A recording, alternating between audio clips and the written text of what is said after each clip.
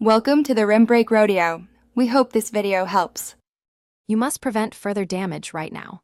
Stop the application and any cron jobs, then make the device read-only or unmount it.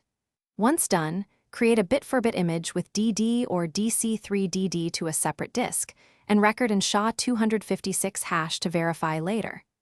While the image runs, identify the file system, partition table, LVM or RAID layout so you know which recovery tools apply, because using the wrong tool can overwrite metadata and ruin recovery chances. Now operate exclusively on the disk image, never run recovery directly on the live device.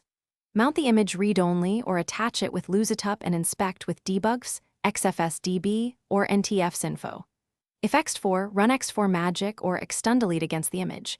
If XFS, produce a metadump and use XFS repair in analysis mode.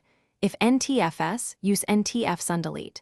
Once file system tools fail, perform file carving with PhotoRec or Foremost on the image to recover content without metadata.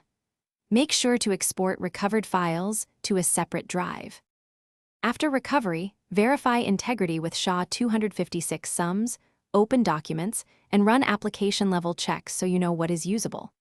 Once satisfied, restore files to a clean volume or new server, preserve ownership, permissions, and SC Linux contexts, and then perform a staged restart of services.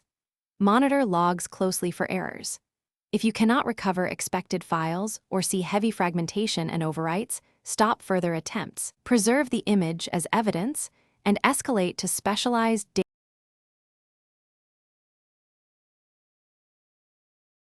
Thanks for watching.